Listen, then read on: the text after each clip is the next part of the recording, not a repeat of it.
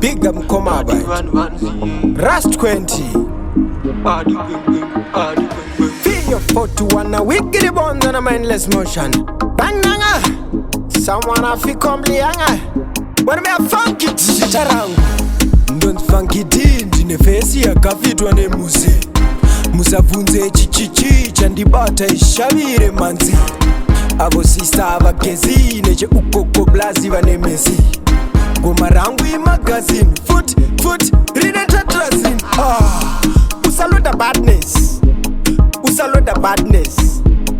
usaloda badness ukaloda kunopedza mabanduru kunge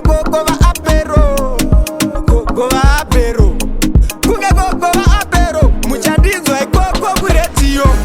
musanditsoma muchitsomwa munoguma mazviramwa kana kuvhima muchivhimwa ndiri nyoka munorumwa imimi mukalota ndoburutsa imimi muchilota ndoburutsa kana masvoto aka morutsa baya maivononge ndakatsva ngoma ndichiwaura sakaka kumusha mukuru nesadaka tambo masaka ndakaka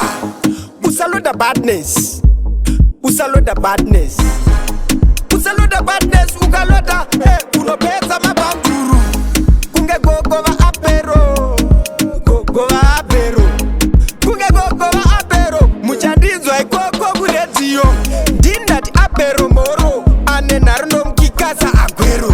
lingazi dingani nombolo isusu hatidyiwe sembongoro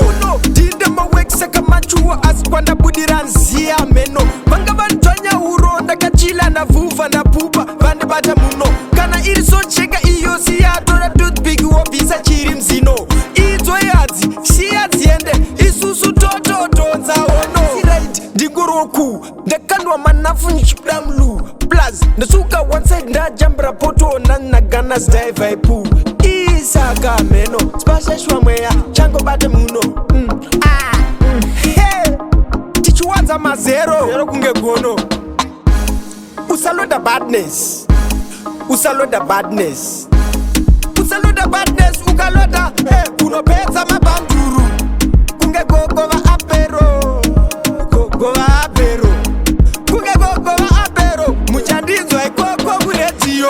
zvanga zvatotanga ndiri jaya ndichikura ngoma ndichipinda mamwe acho ndichinyura mamwe ndichinyora mumakona vachishora vachiti hapana musoro wakaora vagaraga mosheni ndaita bosheni sara vane kwesheni ngoma pastikeni vabva vati maikani ndafutane ngoma ini kuita zavantani wengdemawiye vanhu vandiziye wevasansiye nekuti havaniziye musazoti ndiye ini ndisiriye